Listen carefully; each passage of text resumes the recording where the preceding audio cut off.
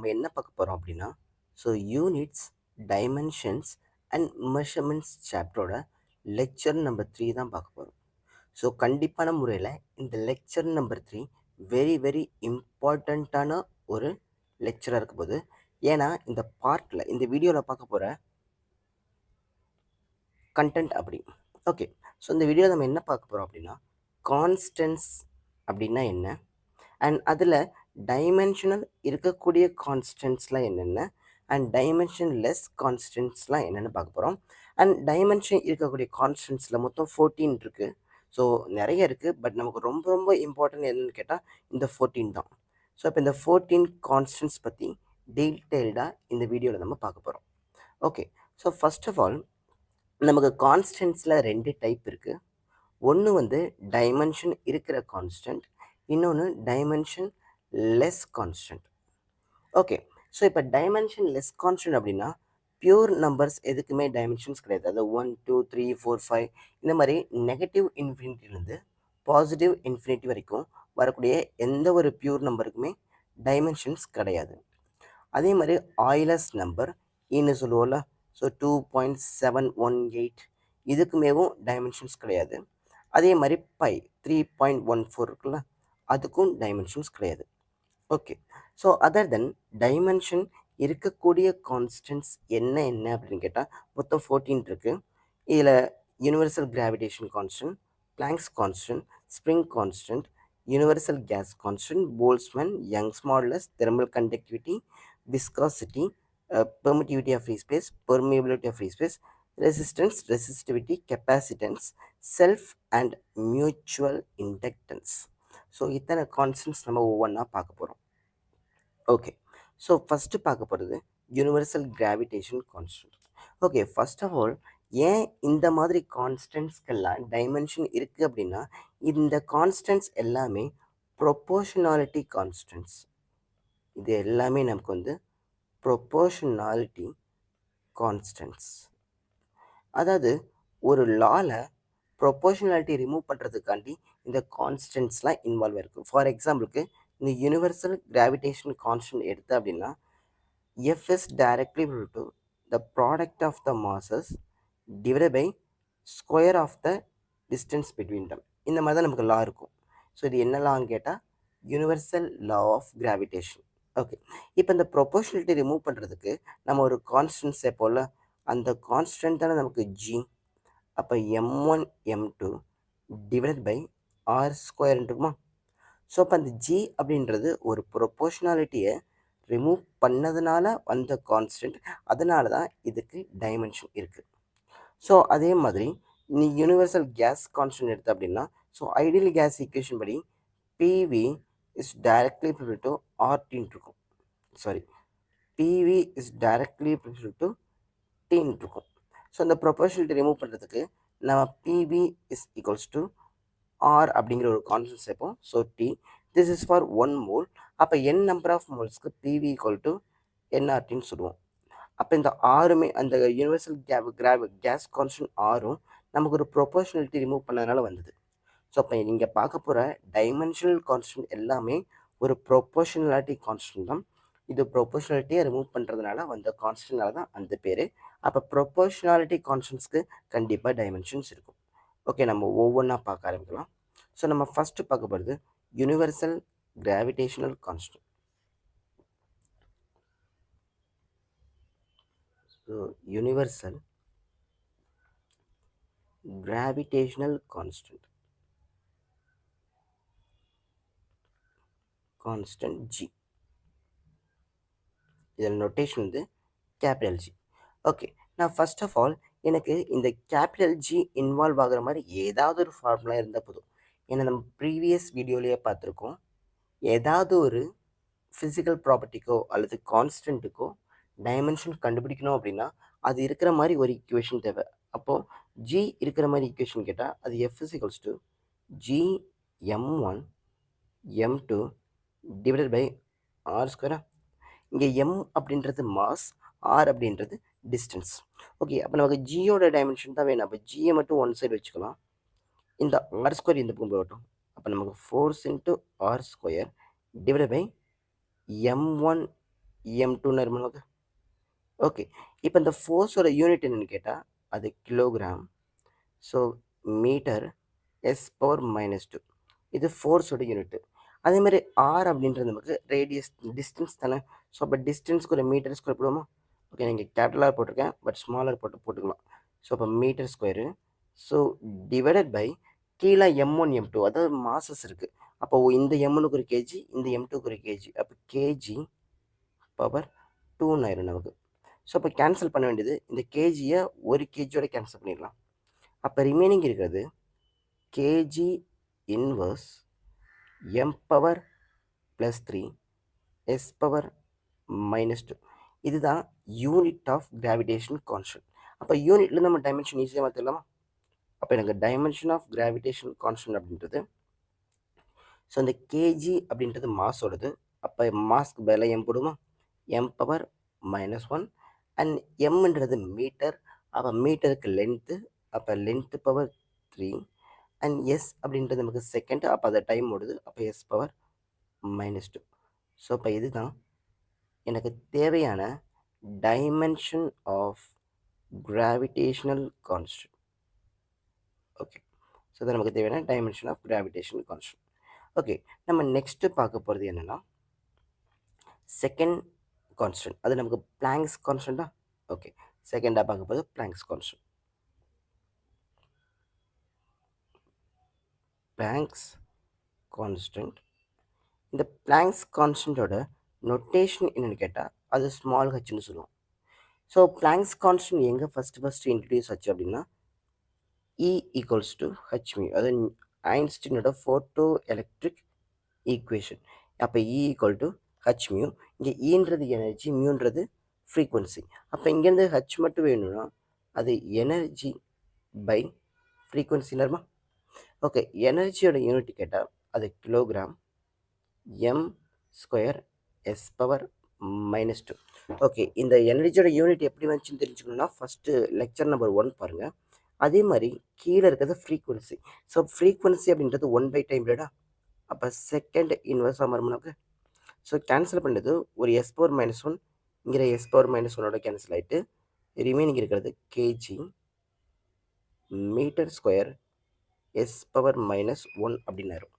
அப்போ இங்கிருந்து இந்த டைமென்ஷன் ஆஃப் எனர்ஜி கேட்டாங்கன்னா அது, ஸோ கேஜிக்கு ஒரு மாசு, ஸோ எம்மு அண்ட் எம்னா மீட்டர், அப்போ எல் ஸ்கொயரு, எஸ்னா டைமு, அப்போ T⁻−1. இதான் நமக்கு dimension of sorry. So it's dimension of Planck's constant. So அப்போ நான் வந்து ஹச் போட்டுக்கிறேன். ஓகே, ஸோ நெக்ஸ்ட் பார்க்க போகிற மூணாவது கான்ஸ்டன்ட் யாருன்னு கேட்டால் அது ஸ்ப்ரிங் கான்ஸ்டன்ட் தான் நமக்கு. ஓகே, அப்போ மூணாவதாக பார்க்க போகிறது ஸ்ப்ரிங் கான்ஸ்டன்ட்.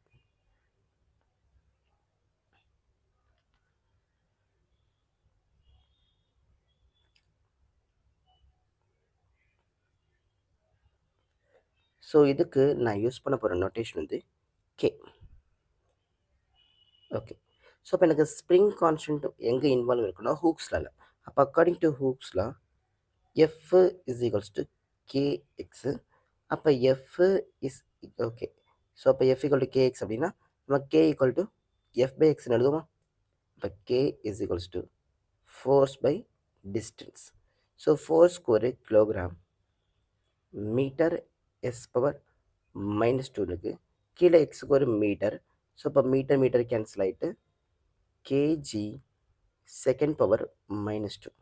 அப்போ இங்கேருந்து இந்த டைமென்ஷன் ஆஃப் ஸ்ப்ரிங் கான்ஸ்டன்ட் எடுத்தோம்னா அது இந்த கேஜிக்கு ஒரு மாஸ் போடுவோம், இந்த செகண்டுக்கு ஒரு டைம் போடுவோம். அப்போ MT⁻−2. ஸோ இதுதான் நமக்கு வந்து ஸ்ப்ரிங் கான்ஸ்டன்ட்டோட டைமென்ஷன்ஸ். அண்ட் நாலாவது பார்க்க போகிற கான்ஸ்டன்ட் நமக்கு என்னது?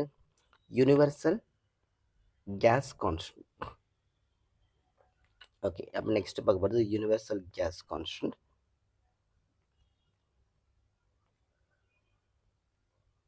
யூனிவர்சல் கேஸ் கான்ஸ்டன்ட் இதோட ரொட்டேஷன் என்ன கேட்டால் ஆர் அப்படின்னு சொல்லுவோம். ஸோ இப்போ யூனிவர்சல் கேஸ் கான்ஸ்டன்ட் எங்கே இன்வால்வ் ஆச்சு அப்படின்னா ideal gas equation.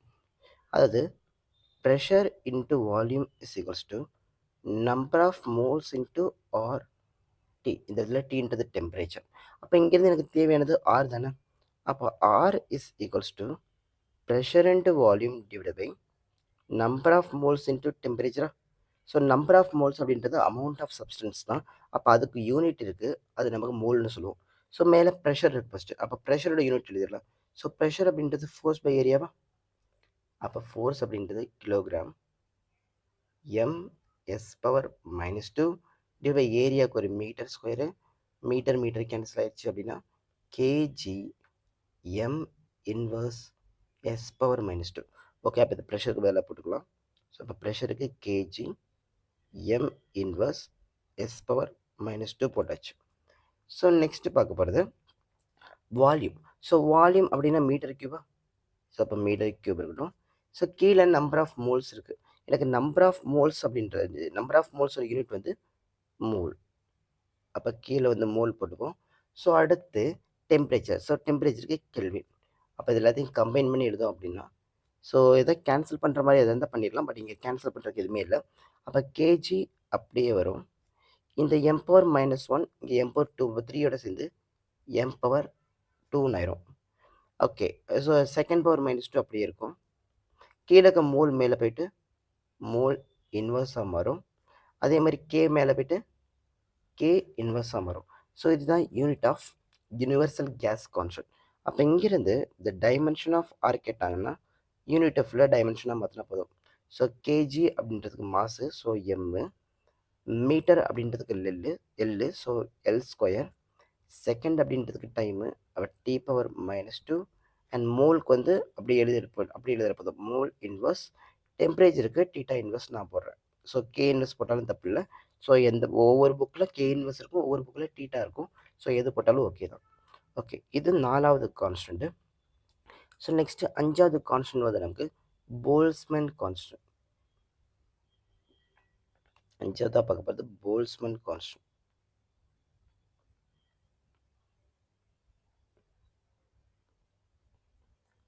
Boltzmann constant இதோட நொட்டேஷன் என்னன்னு கேட்டால், ஸோ கே போட்டு கீழே வந்து பி போட்டுக்கணும். ஓகே, ஸோ போல்ஸ்மேன் கான்ஸ்டன்ட்மே ஈஸி தான். ஸோ அதுக்கான formula pressure into volume is equals to, so அங்கே நம்பர் ஆஃப் மோல்ஸ் போட்டோம், அதுக்கு பதிலாக இங்கே நம்பர் ஆஃப் மாலிகுல்ஸ் போட்டோம்னா இங்கே கேபி போட்டு இங்கே டி போட்டுக்கலாம். ஸோ ஆருக்கு பதிலாக கேபி போடணும் அப்படின்னா நம்பர் ஆஃப் மோல்ஸ் எண்ணுக்கு பதிலாக capital N number of molecules போடணும். அங்கே ஸ்மால் என் அப்படின்றது நம்பர் ஆஃப் மோல்ஸ், இங்கே கேபிட்டல் என்ன்றது நம்பர் ஆஃப் மாலிகுல்ஸ். அப்போ இங்கேருந்து Boltzmann constant KB is equals to pressure into volume divided by number of molecules into temperature. So number of மாலிகுல்ஸுக்கு unit கிடையாது, அதனால அதை கட் பண்ணிடலாம். ஸோ அப்போ நெக்ஸ்ட்டு ப்ரெஷர் போகிறோம். ஸோ ப்ரெஷருக்கு ஏற்கனவே இங்கே பார்த்தோம் கேஜி m⁻⁻1 s⁻⁻2, அதை அப்படியே போட்டுக்கலாம். கேஜி m⁻⁻1 s⁻⁻2 அண்ட் இந்த வால்யூமுக்கு பதிலாக metre cube. So divided by டெம்பரேச்சருக்கு கெல்வின். அப்போ கே அப்படியே போட்டுக்கலாம். அப்போ யூனிட் எழுதணும் அப்படின்னா KG metre square s⁻⁻2 k⁻⁻1. அப்போ இங்கிருந்து the dimension of Boltzmann constant kb is equals to, so இந்த கேஜிக்கு பதிலாக m, மீட்டர் ஸ்கொயருக்கு பதிலாக L², செகண்ட் பவர் -2க்கு பதிலாக T⁻⁻2 அண்ட் k⁻⁻க்கு பதிலாக θ⁻⁻1. அப்போ போல்ஸ்மேன் கான்ஸ்டன்ட்டுக்கும் ஆருக்கும் ஒரே மாதிரி டைமென்ஷன் தான், எக்ஸப்ட் ஆரில் மோல் இன்வெர்ஸ் வந்திருக்கும், கேபியில் மோல் இன்வெர்ஸ் வராது. இது மட்டும்தான் இல்லை டிஃப்ரென்ஸ்.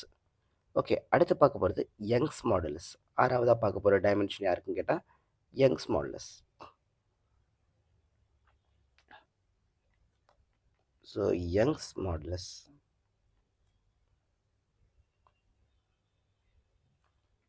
இதை ஒய் அப்படின்னு சொல்லுவாங்க. ஓகே, யங்ஸ் மாடுலஸோட ஃபார்முலா வந்து stress by strain. Stress by strain. So இங்கே ஸ்ட்ரெஸ் அப்படின்றது ஃபோர்ஸ் பை ஏரியா, ப்ரெஷர் மாதிரியே தான். ப்ரெஷருக்கும் ஸ்ட்ரெஸ்க்கும் ஒரே மாதிரியான formula. So force by area. அதேமாதிரி ஸ்ட்ரெயின் அப்படின்றது change in length divide by original length. அதாவது ஸ்ட்ரெயின் அப்படின்றத கொஞ்சம் டீட்டெயில்டாக சொல்கிறேன். ஸ்ட்ரெயின் அப்படிங்கிற ப்ராப்பர்ட்டி எப்போ இன்வால்வ் ஆகும் அப்படின்னா, நான் என்ன பண்ணேன்னா இங்கே ஒரு ராட் எடுத்துக்கிறேன். இந்த ராடோட ஆக்சுவல் லென்த் வந்து எல், ஆக்சுவல் லென்த் எல். இப்போ நான் என்ன பண்ணுறேன்னா ஒரு சின்ன ஃபோர்ஸ் அப்ளை பண்ணி இதோட லென்த்தை லைட்டாக இன்க்ரீஸ் பண்ணுறேன். அப்போ அதோட லென்த்து சம்ஹவ் ஒரு டெல்டா எல் அளவுக்கு இன்க்ரீஸ் ஆயிருக்கு அப்படின்னு நான் எடுத்துக்கிறேன். அப்போது எவ்வளவு இன்க்ரீஸ் ஆயிருக்கோ அது டிவைட் பை ஆக்சுவலாக என்ன இருந்துச்சோ இது ரெண்டு ரேஷியோ எடுத்தால் தான் நமக்கு ஸ்ட்ரெயின் கிடைக்கும். ஸோ நல்லா கவனிச்சோன்னா மேலே இருக்கிற டெல்லையும் நம்ம மீட்டரில் தான் ப்ரெஸ் பண்ணுவோம், கீழே இருக்க லென்த்தையும் மீட்டரில் தான் பண்ணுவோம்.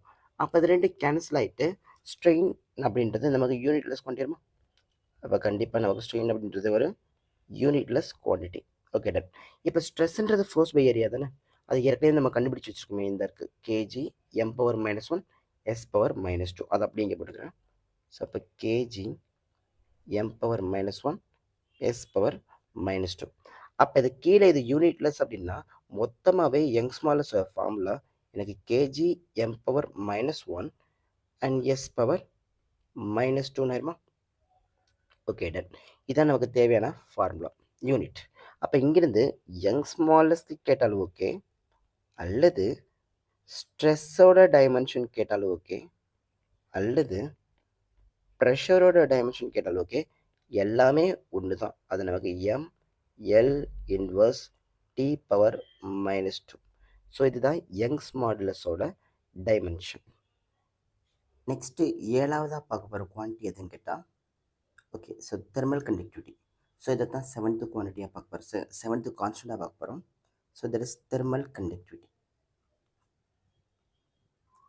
தெர்மல் கண்டக்டிவிட்டி கே, இது தெர்மோடைனமிக்ஸில் இந்த கான்ஸ்டன்ட் வரும். So thermal conductivity K. Okay, so first இந்த தெர்மல் கண்டக்டிவிட்டி கேவோட டைமென்ஷன் தெரியணும் அப்படின்னா இது இன்வால்வ் ஆகுற மாதிரி ஒரு ஃபார்முலா வேணும். ஓகே, ஸோ தெர்மல் கண்டக்ஷன் அப்படிங்கிற டாப்பிக்கில் இதுக்கான ஃபார்முலா இருக்குது. அது என்ன, ஹீட் எனர்ஜி, க்யூன்றது heat energy by time taken is equals to thermal conductivity times area times. So okay, next வர பார்க்க போகிறது வந்து temperature divide by length. So இது ஃபார்முலா. ஸோ அதில் Q அப்படின்றது ஹீட் எனர்ஜி அண்ட் T அப்படின்றது டைம், இந்த Tன்றது டெம்பரேச்சர் அண்ட் இது வந்து லென்த்து அண்ட் இங்கே ஏ ரெப்ரசன்ட் பண்ணுறது ஏரியா. ஓகே, ஸோ அப்போ இங்கிருந்து நமக்கு கேவோட ஃபார்முலா வேணும் அப்படின்னா K இஸ் ஈக்குவல்ஸ் டு இந்த Q அங்கே அப்படி இருக்கட்டும், இந்த Tயும் அப்படி இருக்கட்டும், இந்த ஏ ரைட் லெஃப்ட் ஹேண்ட் சைடு வரும்போது கீழே வந்துடுமா, எல் நமக்கு மேலே போயிடும், டெம்பரேச்சர் நமக்கு கீழே வந்துடும். ஸோ ஃபஸ்ட்டு ஓகே, இதை வந்து கேவோட ஃபார்முலா. ஃபஸ்ட்டு இந்த க்யூன்றது thermal heat energy. Okay, heat energy. So heat is a form of energy தானே. அப்போ எனர்ஜியோட யூனிட் என்னவோ அதுவே இதுக்கும் யூஸ் பண்ணிக்கலாம். அப்போது ஹீட்டோட யூனிட் என்ன கேட்டால் எனர்ஜியோட யூனிட் அது kilogram metre square s⁻−2. So next எல்லுன்னா லென்த்து, அப்போ அதுக்கு ஒரு மீட்டர், கீழே டைம் இருக்குது அதுக்கு ஒரு செகண்டு, ஏரியாவுக்கு ஒரு மீட்டர் ஸ்கொயரு அண்ட் கடைசியாக டீன்றது டெம்பரேச்சர், அதுக்கு ஒரு கெல்வின். ஸோ கேன்சல் பண்ணுறது எதாவது இருந்தால் பண்ணிடலாம். இந்த மீட்டர் இந்த ஒரு மீட்டர் கூட கேன்சல் ஆயிரும், இல்லை இப்படி கூட பண்ணிடலாம். இந்த மீட்டர் ஸ்கொயரையும் இந்த மீட்டர் ஸ்கொயரையும் கேன்சல் பண்ணிடலாம். இந்த எஸ் மேலே பிறப்ப -3 வரும், இந்த கே மேலே பிறப்ப இன்வெர்ஸாக வரும். அப்போ யூனிட் வந்து கேஜி மீட்டர் s⁻−3 k⁻−1. இங்கே கேன்றது கெல்வின். அப்போ இங்கிருந்து the dimension of thermal conductivity K is equals to, so கிலோகிராமுக்கு ஒரு எம்மு, மீட்டருக்கு ஒரு லென்த்து, அடுத்து T⁻−3 அண்ட் θ⁻−1. இதுதான் தெர்மல் கண்டக்டிவிட்டியோட டைமென்ஷன். ஓகே, நெக்ஸ்ட்டு 8ஆவதாக என்ன குவான்டிட்டி இருக்கும் பார்க்கலாம். ஸோ 8ஆவதாக இருக்கிறது coefficient of viscosity. Okay, so coefficient of viscosity அது ரொம்ப ரொம்ப ஈஸியான ஒன்று தான். Coefficient of viscosity. So notation வந்து ஈட்டா. ஸோ அப்போ இதுக்கு டைமென்ஷன் கண்டுபிடிக்கணும் அப்படின்னா இது இன்வால்வ் ஆகிற ஃபார்முலா வேணும். அது according to Stokes theorem F is equals to 6 pi eta R V. இந்த இதில் வீன்றது டெர்மினல் வெலாசிட்டி. இந்த இடத்துல வீன்றது டெர்மினல் வெலாசிட்டி. அப்போ வெலாசிட்டியோட யூனிட் அங்கே போடணும். அண்ட் ஆர் அப்படின்றது ரேடியஸ், எஃப்ன்றது ஃபோர்ஸ். அப்போ இங்கேருந்து எனக்கு ஜஸ்ட்டு நம்ம ஃபஸ்ட்டு இந்த கான்ஸ்டன்ஸான 6 போய் ரிமூவ் பண்ணிடலாம். ஏன்னா அது கண்டிப்பாக யூனிட் கிடையாது. ஸோ அப்போ ரிமூவ் பண்ணிடலாம். அப்போ இங்கேருந்து eta is equals to force divide by radius into velocity கிடைக்குமா? அப்போ ஃபோர்ஸுக்கு கிலோகிராம் எம்எஸ் பவர் -2, கீழே ரேடியஸ்க்கு ஒரு மீட்டர், வெலாசிட்டிக்கு ஒரு metre per second. Okay, so அப்போ ஒரு எம் கேன்சல் ஆகிடுச்சு அப்படின்னா KG M power -1, S power -1 ஒரு எஸோட கேன்சல் ஆகிட்டு எஸ் பவர் -1 அப்படின்னு நிற்கும். அப்போ இங்கிருந்து the dimension of eta is equals to kg meter. Okay, so dimension எழுதுகிறோம். ஸோ டைமென்ஷன் எழுதணும். அப்போ கேஜிக்கு ஒரு மீட்டர், கேஜிக்கு ஒரு மாசு, ஸோ எம்மு, அண்ட் மீட்டருக்கு ஒரு லென்த்து, அப்போ எல் பவர் -1, எஸ்ஸுக்கு ஒரு டி, அப்போ டி பவர் -1. இதுதான் டைமென்ஷன் ஆஃப் ஈட்டா. சரி, நெக்ஸ்ட்டு 9th குவான்டிட்டின்னு பார்க்கலாம். ஸோ 9th குவான்டிட்டிங்கிற permittivity of free space, and 10th வந்து permeability of free space. Okay, அப்போ 9th குவான்டிட்டி வந்து permittivity of free space. permittivity of free space. இதோட நோட்டேஷன் நம்ம வந்து எப்சிலான் ஆட்டு சொல்லுவோம். இது ஃபஸ்ட் எங்கே இன்ட்ரடியூஸ் ஆச்சுன்னா கூலும்ஸ்லால. அப்போ Coulomb's force is equals to 1/4 epsilon naught Q1 Q2 divide by R square. ஆக நீங்கள் வந்து இந்த 4πன்றது கான்ஸ்டன்ட் அப்போ ரிமூவ் பண்ணிடலாம். அப்போ நம்ம எப்சிலான் நாட் மட்டும் இந்த கொண்டு வர, ஃபோர்ஸ் கீழே கொண்டு வர. அப்போ epsilon naught is equals to Q1 Q2 divide by force into R square. So first கீழே ஃபோர்ஸுக்கு பிரச்சனையே இல்லை, அது வந்து கிலோகிராம் ஏற்கனவே பார்த்துருக்கோம். எம்எஸ் பவர் -2 போடுவோம். கீழே ஆர்ன்றது டிஸ்டன்ஸ், அப்போ அதுக்கு ஒரு மீட்டர் ஸ்கொயர் போடுவோம். ஆனால் மேலே சார்ஜ்னு ஒன்று இருக்குது. அப்போ சார்ஜோட யூனிட்டும் டைமென்ஷன் நமக்கு தெரியணும்ல. ஸோ அப்போ சார்ஜை இன் டேர்ம்ஸ் ஆஃப் கரண்டில் தான் நம்ம சொல்ல முடியும். ஏன்னா எஸ்ஐ யூனிட்டில் நமக்கு சார்ஜ் இல்லை, கரண்ட் தான் இருக்குது. அப்போ கரண்ட் அப்படின்றது சார்ஜ் பை டைமா. அப்போ சார்ஜ் அப்படின்றது நமக்கு கரண்ட் இன்ட்டு டைம். அப்போ யூனிட் ஆஃப் சார்ஜ் கேட்டால் கரண்ட்டுக்கு ஆம்பியர், டைமுக்கு செகண்ட். அப்போ யூனிட் ஆஃப் சார்ஜ் கேட்டால் ஏஎஸ். அப்போ டைமென்ஷன் ஆஃப் சார்ஜ் கேட்டாங்கன்னா, ஸோ ஏன்னா கரண்ட்டு, அப்போ அதுக்கு ஆம்பியர் டைமென்ஷன் ஏ போடுமா. ஸோ எஸ்ஸுக்கு டி போடுவோம், அப்போ ஏடி. அப்போ டைமென்ஷன் கேட்டால் ஏடி, யூனிட் கேட்டால் ஏஎஸ். இப்போ இந்த இடத்துல நான் யூனிட் இருக்க போகிறேன்னா ஒரு 2 சார்ஜ் இருக்குது, அப்போ Q ஸ்கொயரு, அப்போ ஏ ஸ்கொயரு எஸ் ஸ்கொயருனாமா. அப்போ இங்கிருந்து நான் யூனிட் எடுத்த போது கிலோகிராம் இன்வர்ஸ் மேலே போகும், எம் பவர் -3 மேலே போகும். அடுத்து எஸ் பவர் +4 ஆகும். ஏன்னா இந்த எஸ் பவர் -2 மேலே போகிறப்ப எஸ் பவர் +2 மாறும். ஏற்கனவே அங்கே ஒரு +2 இருக்குது. அடுத்து ஏ பவர் 2. இதுதான் நமக்கு யூனிட் ஆஃப் எப்சிலான் நாட். அப்போ இங்கிருந்து நான் டைமென்ஷன் ஆஃப் எப்சிலான் நாட் எழுதுகிறேன் அப்படின்னா which is equals to m inverse L power -3 T power 4 A power 2. இதான நமக்கு dimension of epsilon naught. So அதே மாதிரி நெக்ஸ்ட் பார்க்க போகிறது permittivity of free space. So permittivity இப்போ தான் பார்த்தோம். ஸோ நெக்ஸ்ட் பார்க்க போகிறது permeability of free space. 10th quantity permeability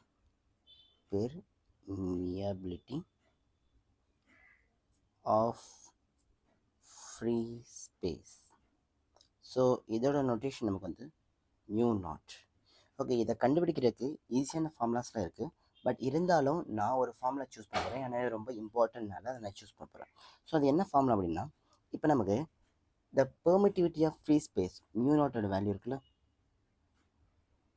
அதோட வேல்யூ நமக்கு வந்து 8.85 இன்ட்டு 10⁻⁻12 இருக்குமா.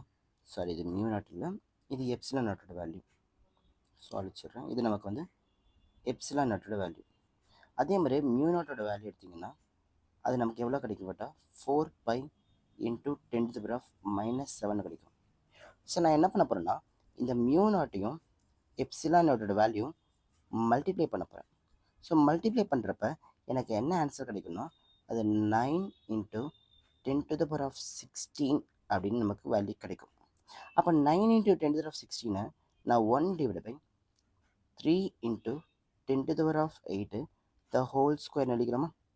அப்போ 3 இன்ட்டு 10⁸ அப்படின்றது நமக்கு சி ஸ்கொயர் இல்லை ஸ்பீட் ஆஃப் லைட் தானே. அப்போ இதையே நான் mu naught epsilon naught is equals to 1/c square இருக்கலாமா? ஸோ இந்த ஃபார்முலா ரொம்ப ரொம்ப முக்கியம். அதனால் நான் இந்த ஃபார்முலா யூஸ் பண்ணி நான் வந்து மியூ நாட்டோட டைமென்ஷன் எடுக்க போகிறேன். ஓகே, அப்போ இங்கேருந்து எனக்கு மியூ நாட் அப்படின்றது 1/c square into epsilon naught கிடைக்குமா? ஸோ முதல்ல எனக்கு 1/c ஸ்கொயர், சின்றது ஸ்பீட் ஆஃப் லைட்டு தானே. அப்போ சி அப்படின்ற ஸ்பீட் ஆஃப் லைட்டு, அப்போ அதோட யூனிட் கேட்டால் ms பவர் மைனஸ் ஒன்னா, 2 பக்கம் ஸ்கொயர் எடுத்தோம்னா எம் ஸ்கொயர் எஸ் பவர் -2ன்னு கிடைக்கும். இது சி ஸ்கொயரோட unit. So next epsilon naught, epsilon நாட்டோட யூனிட் இங்கே தான் பார்த்தோம். So it's K G inverse M power -3. So it's K G inverse m power -3 and s power 4 a power 2, s power 4 a power 2. அப்போ இங்கிருந்து நான் கீழே உள்ளவங்களை ஃபுல்லாக மேலே கொண்டு போய் அப்படின்னா இந்த கேஜி மைனஸ் இன்வர்ஸ் மேலே போகிறப்ப கேஜி ப்ளஸ் இன்வர்ஸ் ப்ளஸ்ஸாக ஒன்று அப்போமா, அப்போ கேஜி +1. ஸோ இங்கே எம் பவர் +2 இருக்குது, இங்கே ஒரு எம் பவர் -3 இருக்குது. ரெண்டும் கேன்சல் ஆகிட்டு எம் பவர் -1 கீழே இருக்கும். அப்போ மேலே போகிறப்ப எம் பவர் +1 வரும். அப்போ எம்மா. ஸோ இங்கே எஸ் பவர் -2 இருக்குது, இங்கே எஸ் பவர் +4 இருக்குது. அப்போ பேஸ்லேயே எஸ் பவர் +2 இருக்கும். அது மேலே போகிறப்ப எஸ் பவர் -2 மாறும். ஸோ அதுமாதிரி ஏ கீழே வந்து பேஸில் இருக்கும்போது ஏ பவர் 2 இருக்குது. இப்போ மேலே போகிறப்ப ஏ பவர் -2 வரும். அப்போ இதுதான் எனக்கு மியூ நாட்டோட யூனிட். ஸோ அப்போ இங்கேருந்து the dimension of mu naught எடுக்கணும் அப்படின்னா அது கண்டிப்பாக ஸோ கேஜிக்கு ஒரு மீட்டர் அப்படின்னா length. So T power -2 A power -2. அப்போ இது நமக்கு மியூ நாட்டோட டைமென்ஷனாக இருக்கும்.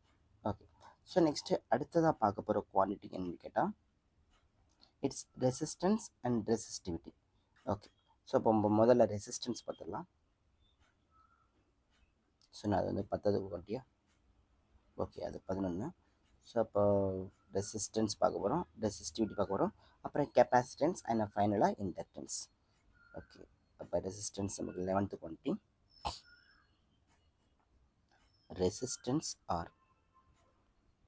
ஸோ இந்த ரெசிஸ்டன்ஸ் அப்படிங்கிற ப்ரொபோர்ஷனாலிட்டி எங்கே ஃபஸ்ட்டு இன்ட்ரடியூஸ் ஆச்சு அப்படின்னா ஓம்ஸில் V is directly equal to ஐயா இருக்குமா?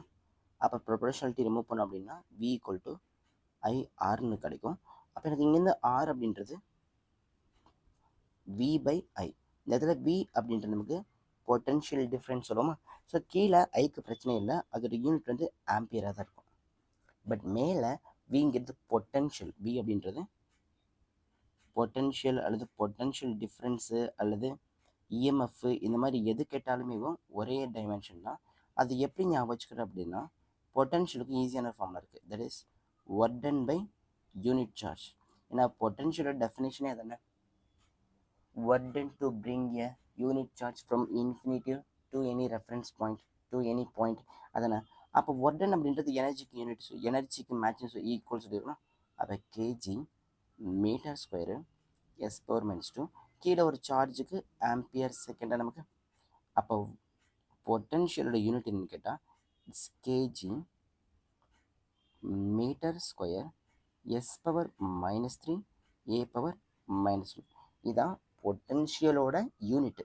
அப்போ இங்கேருந்து டைமென்ஷன் ஆஃப் பொட்டென்ஷியல் கேட்டாங்கன்னா அதை நம்ம டைரெக்டாக mL² T power -3 A power -1 அப்படின்னா.